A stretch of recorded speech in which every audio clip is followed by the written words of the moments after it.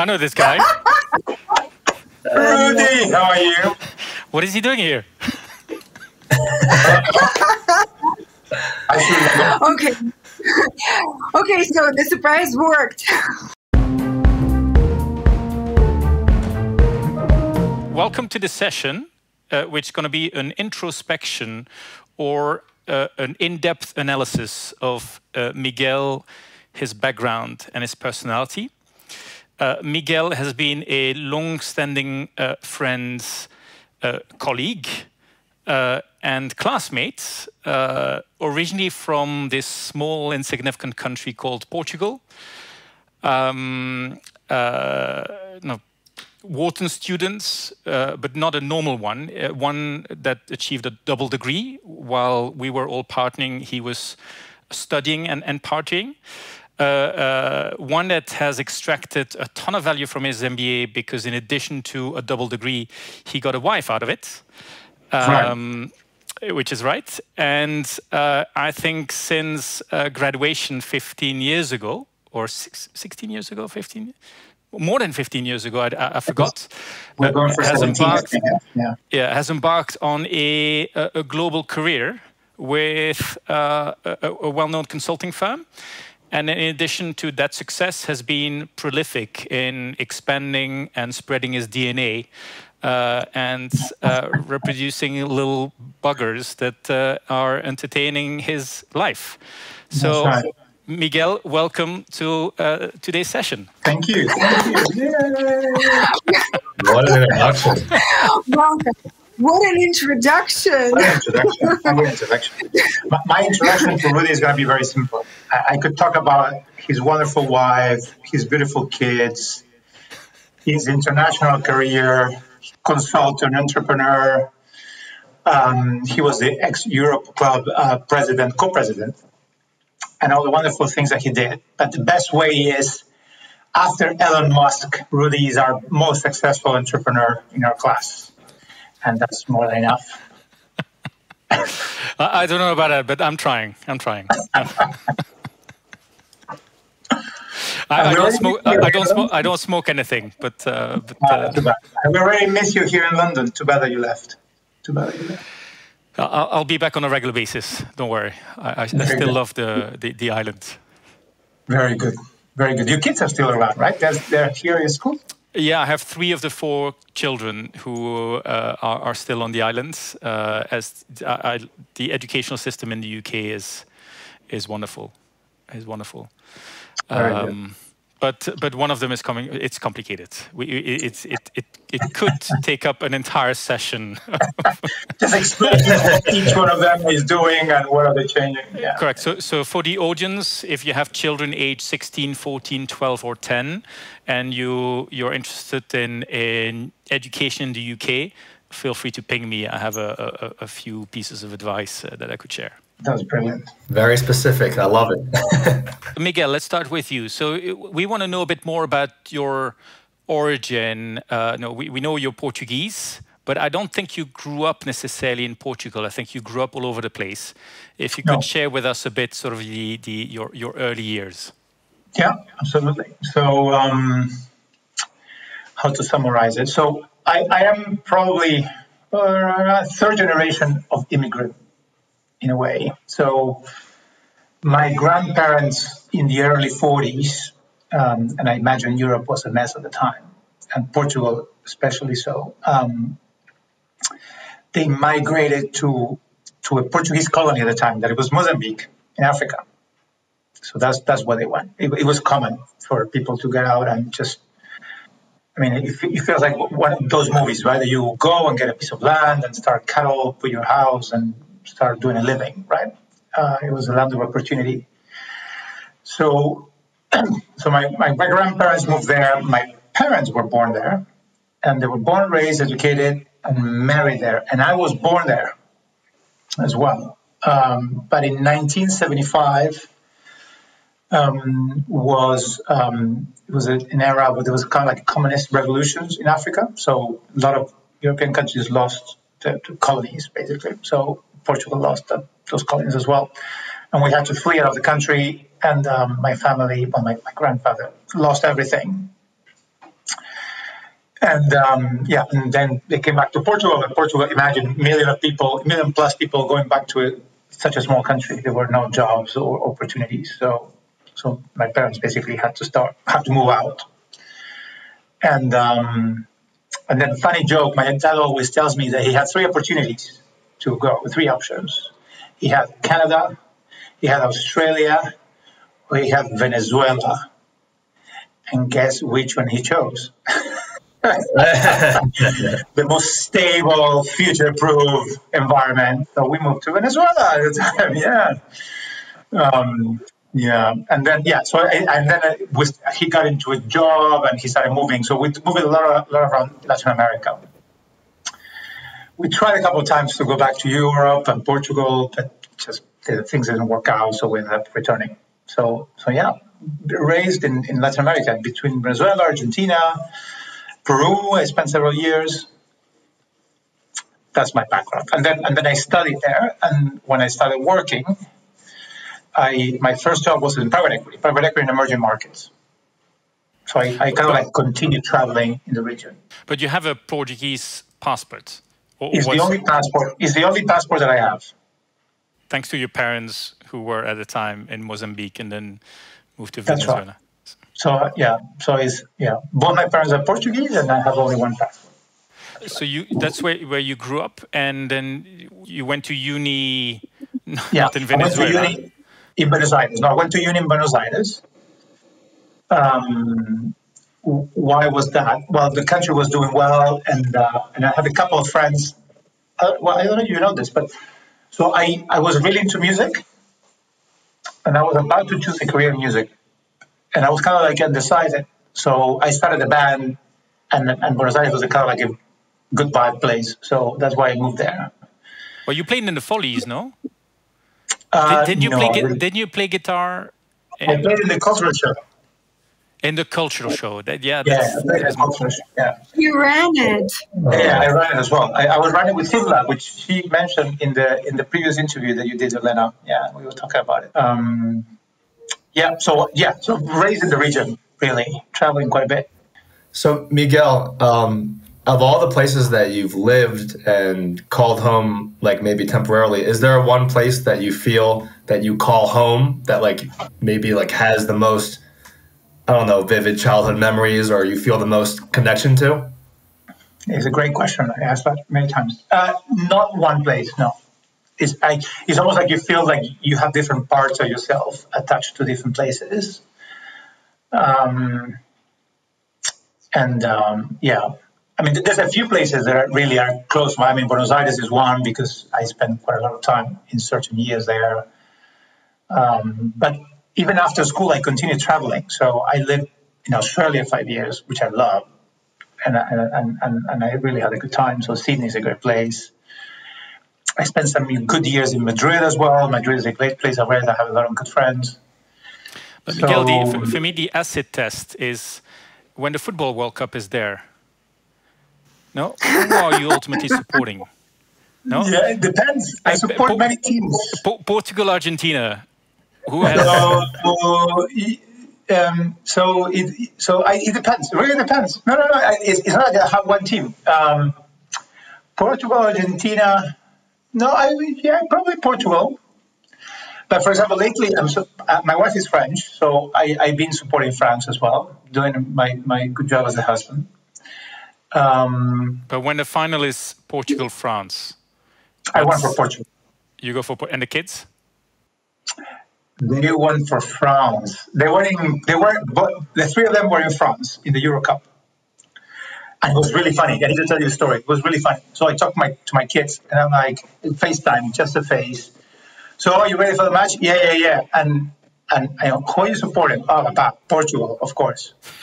And then she suddenly starts zooming out, and I see a French T-shirt. And I was like, what is that? I was in Australia, and they were in France. What is that T-shirt? No, it's not my fault. It was Papi and Mami that gave me this. It has nothing to do with me. I'm like, yeah, right. Anyway, they were both happy. Betrayal. Oh, man. Total betrayal. Oh. Totally true. But yeah, no. I mean, I had different. It's interesting because you carried your heritage of country. For example, in football, you carry countries that you support and countries that you don't support. I will never support Brazil, for example, and that's part of my Argentinian heritage. Never, ever. I want Brazil to lose always. How are we doing for time? Because I really want to ask Miguel the question on his.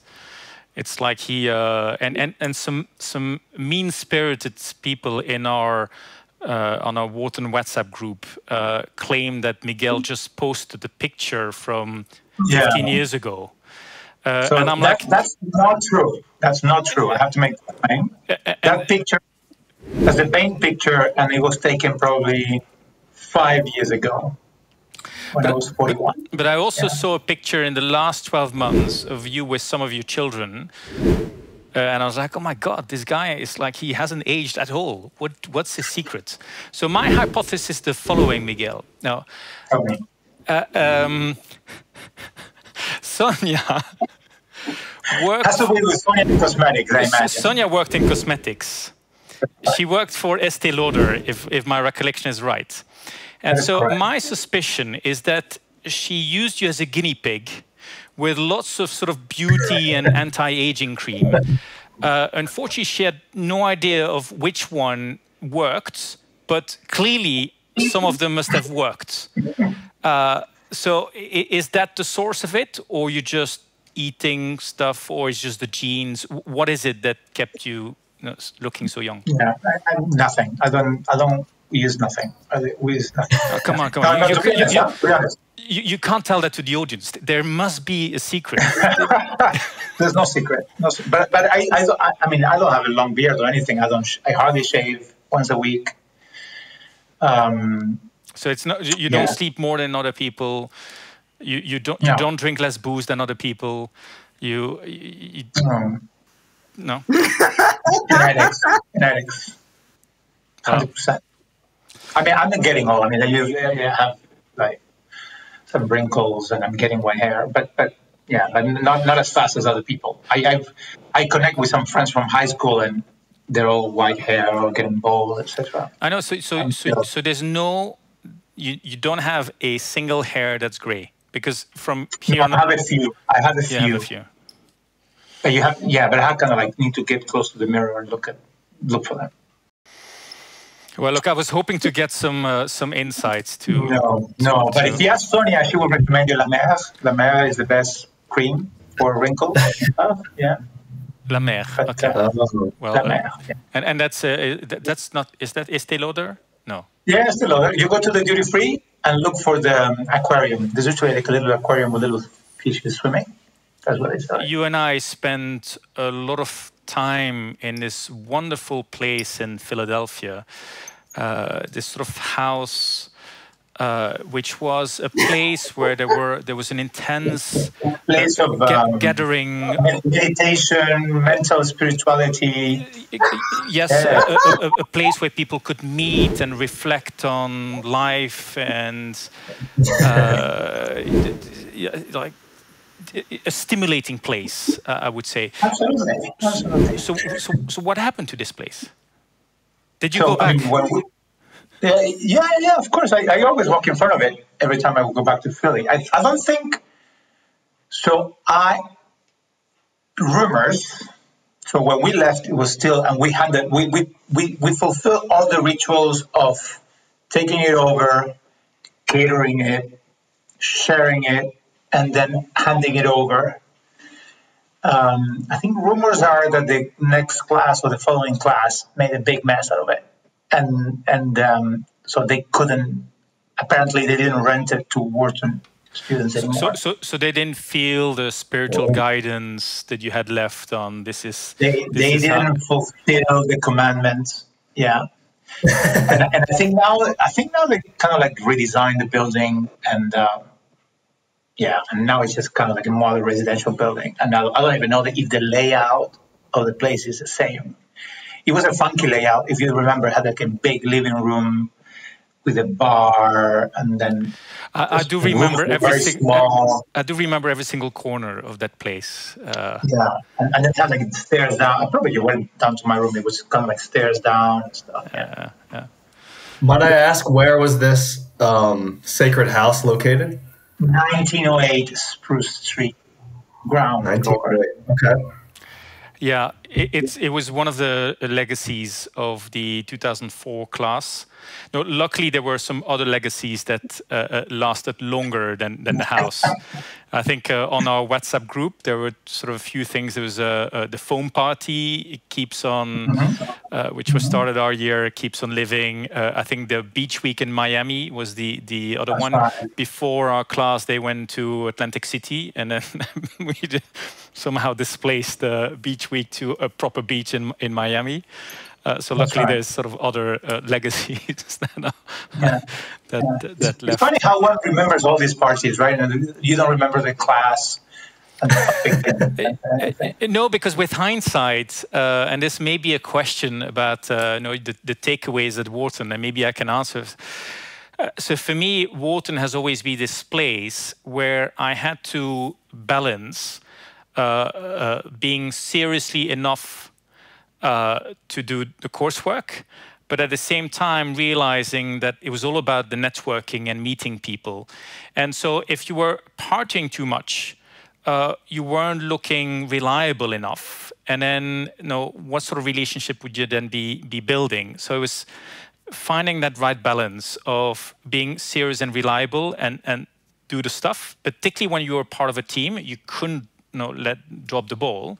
But if you were studying too much, you would be seen as this serious guy that's sort of almost missing the point. So it's finding that right balance to make sure that once you graduate from Wharton, that the reputation that you had was like, hey, this was a great person, a smart person, a reliable person. So if you were calling up anyone afterwards, they would say, yeah, I remember you, and yeah, you were great, and they would spend time with you, because ultimately that's sort of what I found incredibly useful with the network I built at Wharton. So. That needs to go into a college advice handbook right there. That just sounds so spot on. You can apply that to any university too. I can't wait to have that as a soundbite. But I agree with you. I mean, there was definitely great time to meet people, have fun. But also there's a lot of activity, and it was kind of like curricular, but there was kind of like things on the side that were interesting, right? Like, for example, the cultural show, the leadership tracks. There will be some, track that you do for work, plus the interviewing, plus, just meeting people. So that was definitely fun. I mean, we did a lot of dinners. I mean, Rudy, you remember we did a lot of dinners in different places, and just yeah. It was a good community. I think in some ways that's the thing that we could, or in a way should, reinstate wherever because we had these random dinners. Where we would be, obviously in these times of COVID, it's a bit more difficult. But as soon as things reopen, I think we should do that, because, I mean, particularly now, I mean, we're sort of 16, 17 years out. We've all evolved, and we're all at levels of sort of management and decision making, where actually sometimes you can be a bit lonely. So actually having people that you can exchange ideas with, who basically are not going to listen to you, won't judge you, and yet there's this sort of inherent trust, and that they're going to get it. I think it's I think it's very unique. But absolutely, yeah. I think that's a great point on the journey post school at work. And I don't know how it feels for you. I know you started your own business and with another Wharton, and you've done great things. I mean, for me, I started a career with a lot of Whartonites, right, doing kind of like the same thing. And I think, really, you also joined Bain, right? I did. Yeah. And now there's, you get to senior partner, and this basically, you can feel the loneliness a little bit of your job.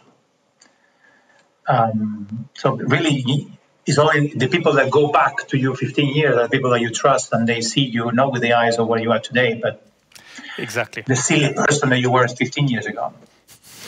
They will know the skeletons in the closet. That's right. Let's talk a bit about, so, you're now sort of mid-40s. You've accomplished a lot of things.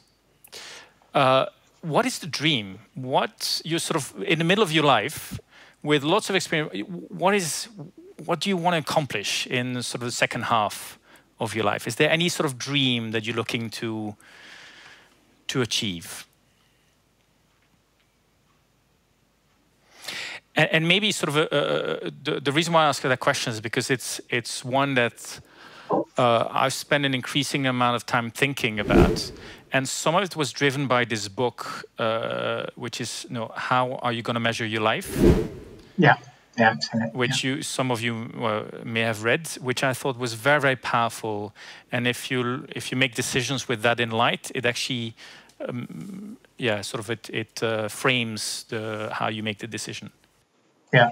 No, it's a great question. Actually, it's a question that I have been thinking about a lot. Because, and maybe I'm one of the few, I haven't changed jobs since school. So I probably like the same firm almost for 17 years, and I changed a lot of things and geographies and clients and industries and all that good stuff. But it's been the same job. So thinking about it, what is interesting is things that I want to do are probably not so much related with business many times, but with other things. There's things of totally different spheres, like we were talking about arts and things, but going back to the art world a little bit more. So that's one dimension that I've been thinking about. And the other one is having a less of I started to do, which is investing in startups and coaching young kids that are starting with new companies and doing different things. So I had a couple of investments and working with them. That's giving me a lot of energy as well. So that's probably the two things that I'm thinking these days. And how do you, so the things that you've learned, how do you transmit them to your children? Like, is there anything that you've learned from Wharton, for example, or that you learned at Bain that you're sort of instilling to your children? I guess the main thing that we are trying, and with Sonia it's the same thing, right? We are both together raising our kids, is developing a passion for something, trying to make them discover their passions and their strengths. And to be great, you need to put hard work. That's kind of like the two things that are probably we're trying to instill them. Like that, and it can be anything, right? Like it can be watching a soccer match and watching a player, or it can be whatever it is in life. And it's making them understand, like, look, you don't aim for mediocrity, aim for greatness. And it can be anything. You can do anything you want.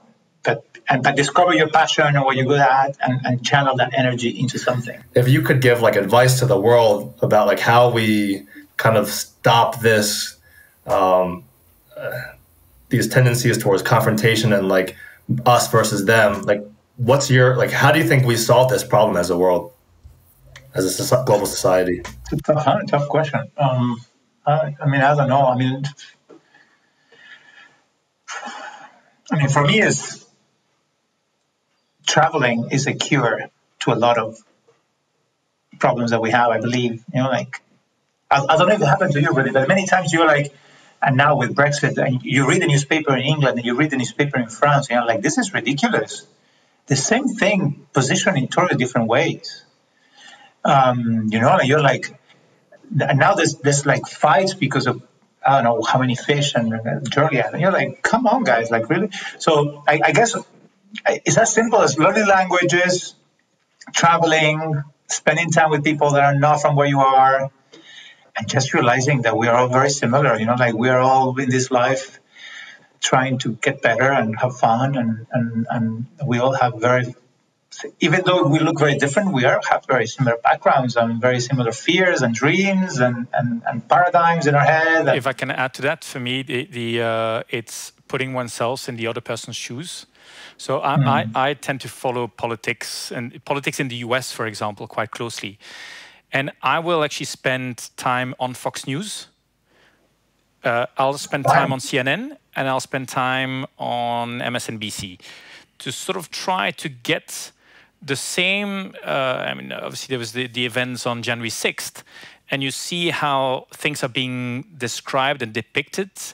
And once you start understanding the agenda behind the sort of news agencies, I think that is what we need to teach our children, in saying, look, on an event in the world, you'll have multiple lenses. And it's up to you to look at the different lenses and then make up your own mind. But look at the different lenses. Don't take one source of news or one source of information as this is gospel. No, absolutely not. No, look at the different lenses. Put yourself in other people's shoes and try to see, well, yeah, actually they have a point. And once you put yourself in both shoes and you see points, well, compare those 2 points. Is like, what is the common ground? And as soon as you find common grounds, because that's the silly, I mean, in the US, there's so much that people have in common. So much that people have in common. Yet, you read in the news and say, oh, we are a divided country. You're like, what are you talking about? You're not divided at all. Not at all. Yeah, we're so much more in common than differences. So if you focus on commonality, on what's in common versus the differences, I think you'll accomplish a lot. That's when you realize that we're all biased. We're all biased. And it's incredible. But you need to realize that I am biased. I am not neutral. And you need to understand in what position of the bias are you standing. And as you say, Rudy, let me read the other one to see if I can calibrate a little bit better. But you will never be neutral unless you're looking at a specific piece of data that is super clean, right? Which rarely happens. Rudy, one question for you. How much of your dreams when you went to Wharton you feel you have fulfilled versus you still feel that you're not totally fulfilled and you still need to do other things? It's just, I think if I look at 17 years ago, I didn't have that many dreams as such. I was like, let me learn and try to figure things out. But as I progressed so there was one dream. So I used to do a lot of mountain climbing.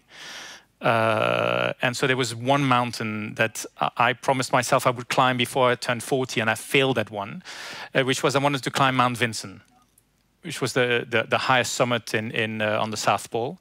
And it's still on my... I've been starting the negotiation at home to try to get it before I turn 50. I may win, I may not win. But sort of that's a clear goal of one that I wanted to achieve. Was starting my own business at Wharton, was that one of my dreams? No, I didn't necessarily have that ambition. But could I feel that I had the ingredients in me? Yeah, I had the ingredients, and there's a few ingredients.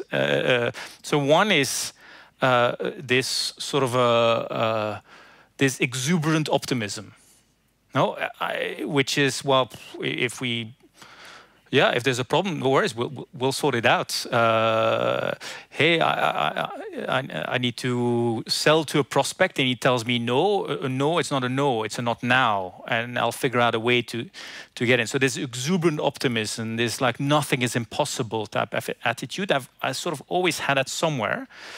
As well as this ability to sort of connect with people and influence people and build relationships with people, which is, I think, key to. I mean, that's one of the reasons why. I mean, I did the business that I started with Emmanuel back in 2007, is because at the heart of it, it's all human relationships.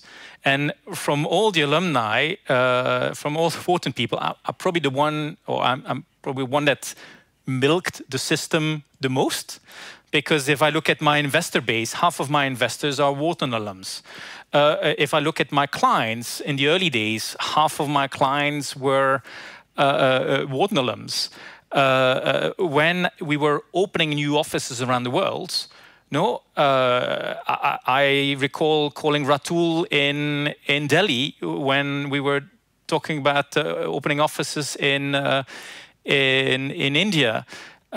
Same thing for China. I landed in China and then pinged a few people on Wharton, and then boom, I had meetings and coffees with people. So those relationships that we've built, and this ability to sort of maintain those relations and grow those relations has been a sort of inherent part of the success of the company. So I owe so much to Wharton, and this is one of the reasons why with Emmanuel we set up the Third Bridge MBA Fellowship a few years ago, which helps sponsor one international students to come and study at Wharton, because we felt, look, we benefited so much from this education.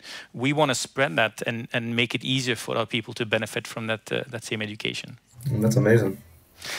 And I think this theme of if I sort of focus then on dreams that have sort of developed over time is I've reflected, and I think Elena, you mentioned it, self-reflection. So I've reflected a lot on, look, why am I doing what I'm doing? Why am I enjoying what I'm doing? And a lot of it comes down to what I'm proud of. And I look back and look, what am I proud of? Is I'm proud of the human stories, the human development of some of the people that we've hired, where we had an impact on their lives and they've been incredibly successful. And so there's a way to look at my business and saying, well, hey, you help rich people, i.e. investors, get richer. And that's not a great, am I proud of that? No, not necessarily.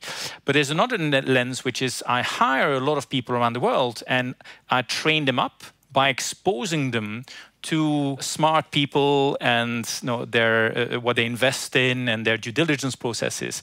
And actually, we sort of develop a lot of people.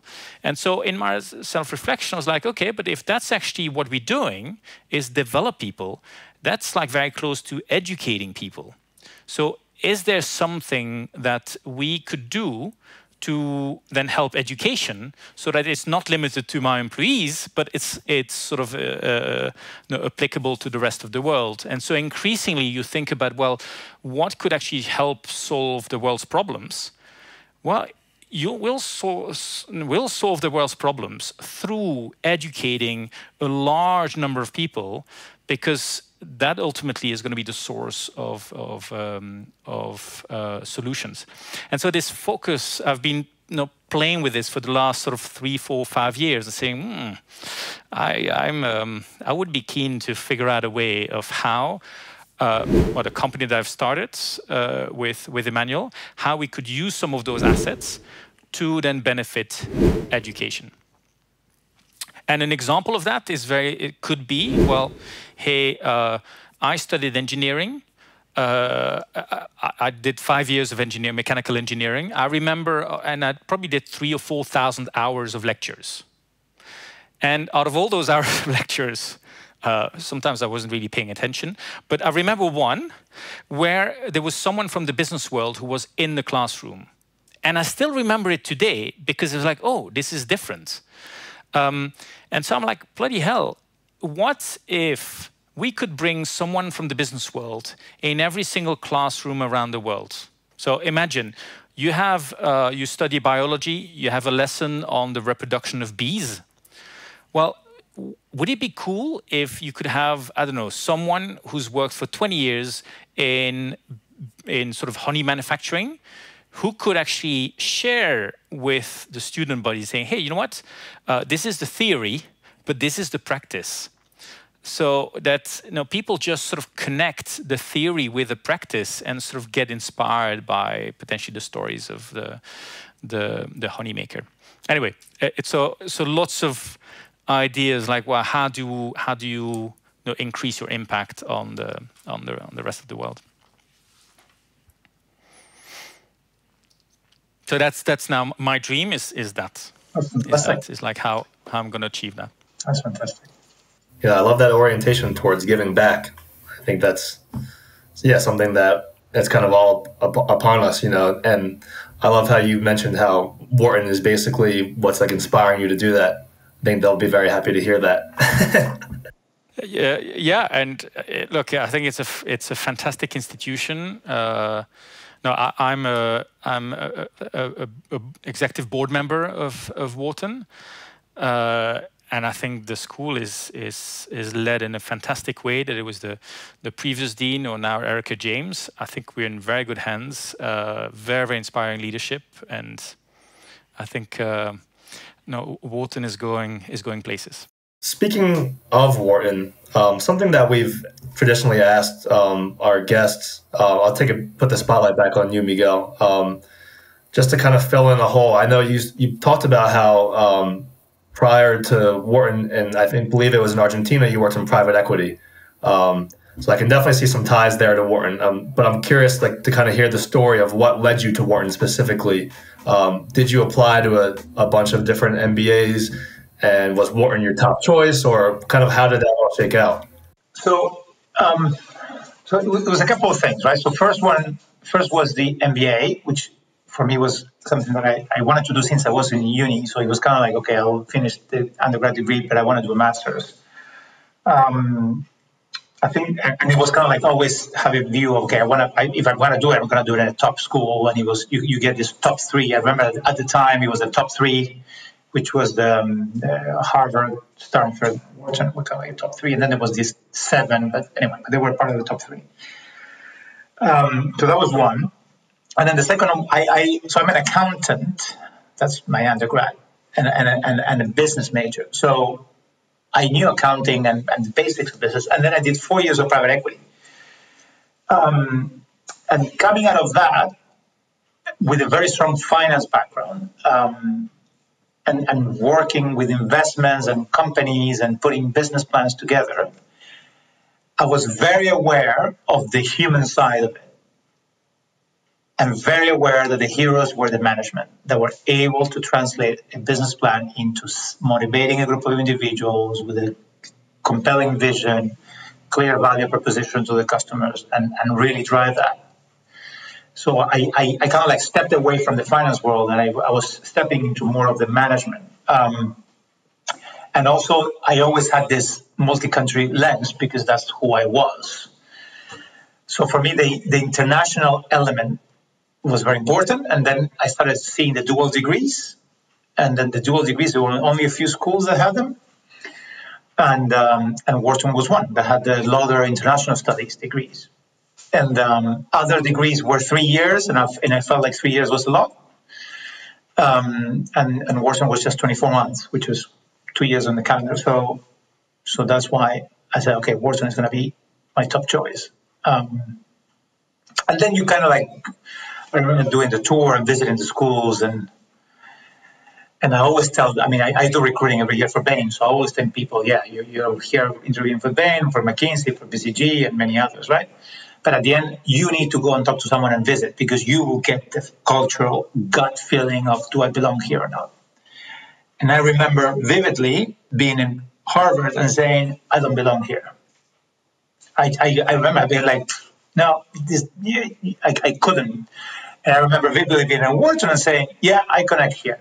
And maybe it's by chance, right? Because you meet 2 or 3 people one night, but right. I remember at the time saying, okay, this feels like a right balance. I remember meeting people that ended up becoming my friends. At the time, they were previous year. So Sebastian Rubens, which is from Argentina. There was this other guy that I met. I remember his name. Anyway, but, you meet a couple of other people and you're like connected. And that's why I ended up being Wharton. And then I applied, I got to all of them, and I chose Wharton. Simple as that. So it's the negotiation with children. So the thing that children are incredibly good at is they're incredibly good at listening and observing and identifying inconsistencies. So, and So that's a massive advantage for the child. That's why we get, particularly the girls. The girls are just, with their dads, are just outplaying us because they get us by the feelings and all that thing. So the trick as a parent, though, is you need to. In the book, there's this chapter on this dad has a child who doesn't want to brush their teeth. And why is it? It's because the dad is like, well, you need to brush your teeth. Well, why? I don't want to do it. And there's this argument. And in the book, it recommends, well, go with the child to the supermarket and say, you know what? You're going to choose your toothbrush and you're going to choose your toothpaste. So it's your decision. And when they're part of the decision, then they'll sort of start incorporating it in their life. And so that stuck with me. I'm saying, you know what, now? You don't want to shave? Okay, let's go and or the toothpaste has worked for me.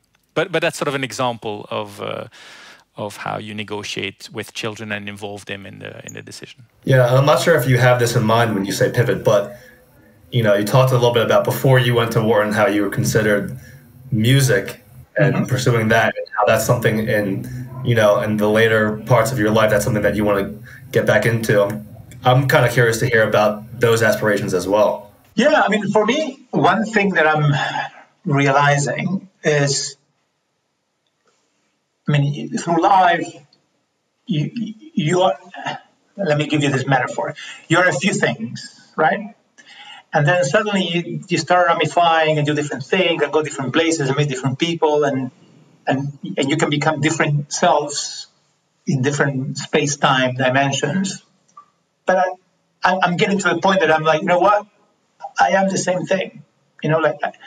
Life is not complicated. There's a few things that I really like and enjoy, and those are the source of energies that I have. And they don't change. I don't know, you, Rudy or Lenny, you think differently, but for me, they haven't changed. So I'm going back to a little bit early to come full circle, but I'm going back to there's a few things that really matter. And between those few things that really matter, arts is an important part. Attending, seeing it, being part of it, teaching my kids, I don't know, whatever it is, so that's a little bit of how I feel. Maybe I left it aside for a period of time, but now I'm going back to it, what do you think, Rudy? Well, so I was going to bounce off on this and saying, look, the older you get, the more you know yourself. Yeah. And for me, in again going to the relationships, I sort of I go back to the people who, when I've spent an hour with them, at the end of that hour, I feel good and I feel better. And when I spend an hour with people and at the end they drag me down because they were complaining, I'm like, oh, geez, life's too short. I don't want to spend time with these people anymore. So I become very selective and arguably maybe too selective in who I actually spend time with, because ultimately it's about, you want to feel good and energized and feel that that life is worth living, rather than spending time with people who are draining energy away. So it's a bit similar to what Miguel says. You know where you get energy from, what you like doing.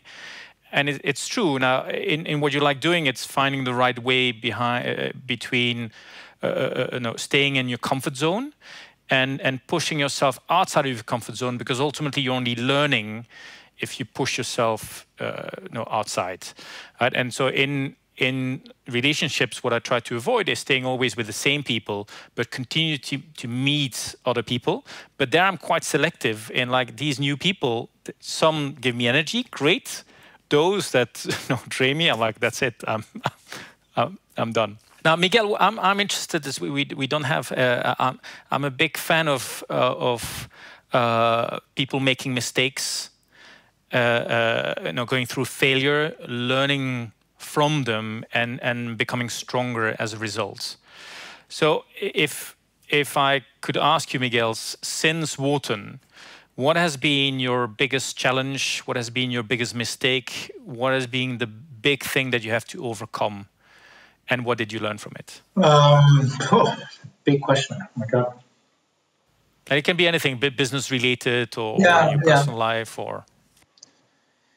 I mean, business related. I mean, I think careers are never a straight line. Sometimes you go down and then suddenly things go up. So definitely it has been like that for me. I made several mistakes. Well, I make mistakes all the time, but I made several big mistakes with time. If I highlight the rationale for those, there's a few moments that I should have stopped and I didn't stop. I was not truly aware of how to read myself, and so that's one. Sometimes, like in consulting, you always have this balance of the client, your teams, and sometimes you get that totally wrong.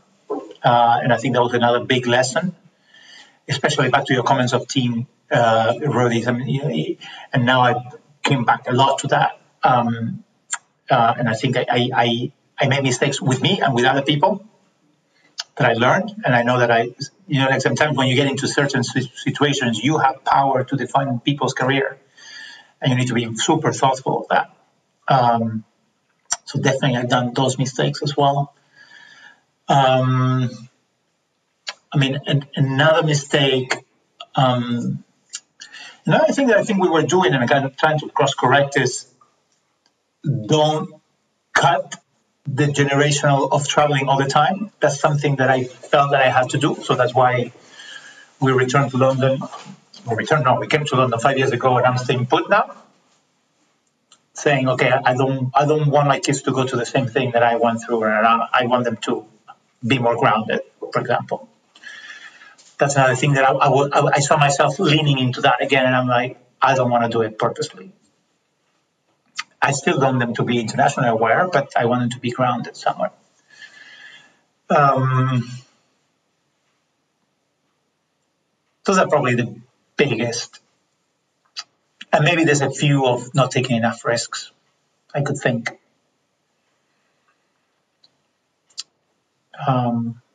But you never know when you don't take those risks, if it was a mistake to take them or not take them. The only regret you have is not taking the bet. But, that's life. Yeah, there was in this, I think there's a song from I don't know who. I think it's a French singer who said it's better to have remorse than regrets. Exactly. Yeah, exactly.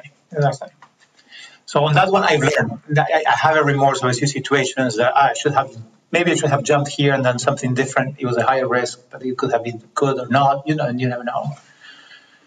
So I'm definitely learning on that one as well. Definitely. I'm curious, how did you, what led you to switch from private equity to consulting?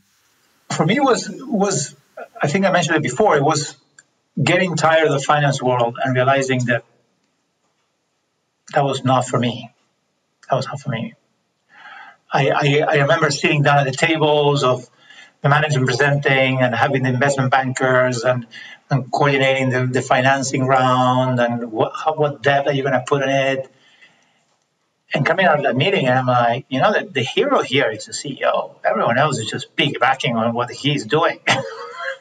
Everyone else is just lurching on the value creation that he's generating. Of course, there's value creation in the finance world, don't get me wrong. But it felt to me like that I was really attracted by what CEOs were doing, CEOs and C-level teams, right, in terms of doing something new, creating value.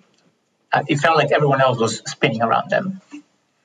So that's why I said less finance and more management. And how does consulting help you do that? So look, I think consulting has exposed me to the business world, like the true management business world. And you start by having a small business problem that you need to solve, to a bigger problem that you coordinate the solution, and you are coordinating a team of people that are solving the little pieces, and then that you keep scaling. And now my role, and this is why I keep doing what I'm doing, is now I work with CEOs. I'm an advisor of a CEO, and So I'm getting into dimensions that are interesting to me. Like what is important? What is the agenda in the next 3 years? What are the different things that I need to put in place? How you communicate to capital markets, how to create a story and sell it, and put the right proof points to deliver it. So that's how I spend my time now. I guess the thing that is that must be very exciting in consulting is the fact that you mentioned that in private equity, you realize the heroes are the CEOs. Now, arguably, sort of Emmanuel is my CEO, and he's having an incredible journey, but it's a journey that is only with Third Bridge. While you, Miguel, the richness that you have is you have probably 5, 6, 8, 10 CEOs that you can work with. So you're part of so many different stories. And I think that is, if I were a partner in consulting, I think that is what I would enjoy a lot. Now, what would frustrate me probably is that, hey, but I'm an advisor, I'm not the one making the decisions. But then I guess at some point is you're so close to the decision maker that once you're the trusted partner, you sort of feel that you're part of that decision. And so even if it's not you making it, you're part of it. And that's the exciting bit. Yeah, absolutely. I mean, you get to see a lot of CEOs and C-suites working together and taking decisions. You start developing that pattern recognition on what are the elements that you need to do good and elements that will doom companies, which is interesting. And I think, why I stay and keep doing what I'm doing is I still don't like politics. I never liked politics, and I really don't like politics. And what I see is, I'm really I don't know, Third Bridge, and maybe you guys are still very founders owned and really have that DNA, but there's a lot of politics in companies, and and people that just because of X, Y, and Z don't do the right thing, and that's frustrating. And I've seen a lot of people getting frustrated by that. You know what I mean? I've seen CEOs that don't want to change, CEOs that just create excuses and underperform, and 3 years get a good pay and move on. That's very frustrating too. Yeah, politics, man, politics. Yeah, I've seen the worst. As you grow a company, there are stages where sometimes you think, oh, let me hire senior people from elsewhere because they're going to bring in gray hair and experience. But the thing that all of those people bring in is politics. Yeah.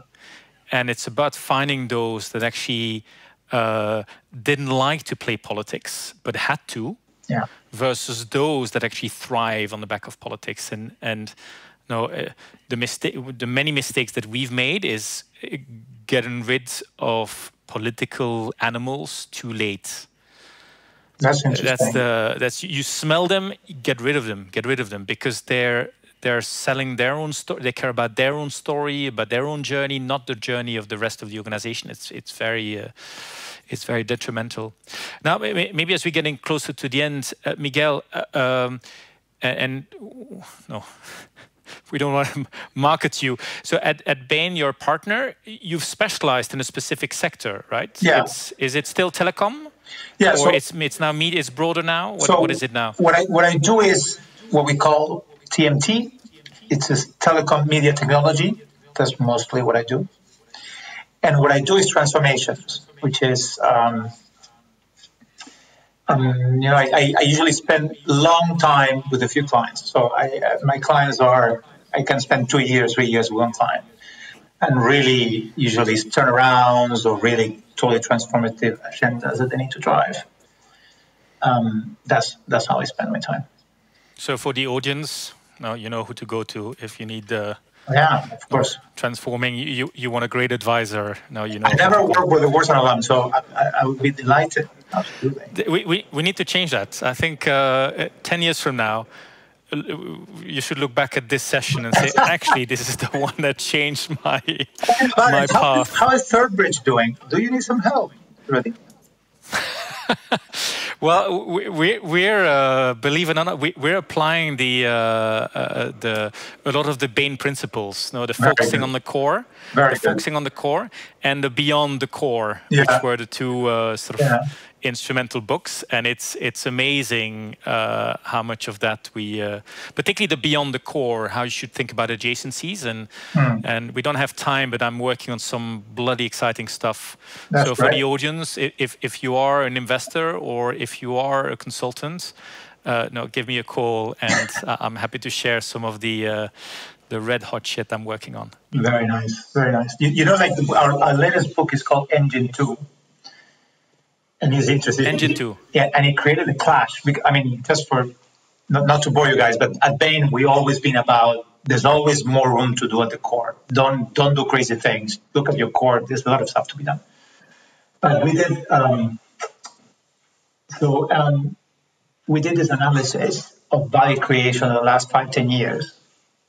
And actually, most of the value created was driven by companies that didn't focus on their core. And we were puzzled by it. And we were like, okay, let's think about it. But why? And of course, it has to do with the FANGs, which are just a few companies creating a lot of value and all that good stuff. But it is true. It is innovation in engine twos and how to think about it. And because engine twos, especially in new markets, create a lot of room for companies that are new to thrive, right? So if you grab the market cap created in the last 3-4 years, Facebook, Apple, Amazon, Google, they created 80% of the market value in the last few years. And these companies are relatively new. So I'll send you the book when I have it ready so you can read about Engine 2. Well, I would love that. So is there something beyond Engine 2? Is that Engine 3 or? No, it's just Engine 2. Engine 2. How to build new businesses. It's kind of like the point of view. Well, that's what I do now. Wharton is a place where blank. For me, I mean, a simpler way of putting it is Wharton is a place where you can pivot your life towards something else that you want to be. Definitely. So many opportunities. I mean, I wish I could do another Wharton and pivot again massively. So it's something different. And probably you don't need it, but it would be very useful. But it's definitely a place that you can pivot a lot, and it gives you all the platforms and experiences and network and contact and individuals and learnings to do it. That's what I was saying. Well, thank you all. Thank you, Elena. I really appreciate it. It was great to see you, and nice meeting you, Sean.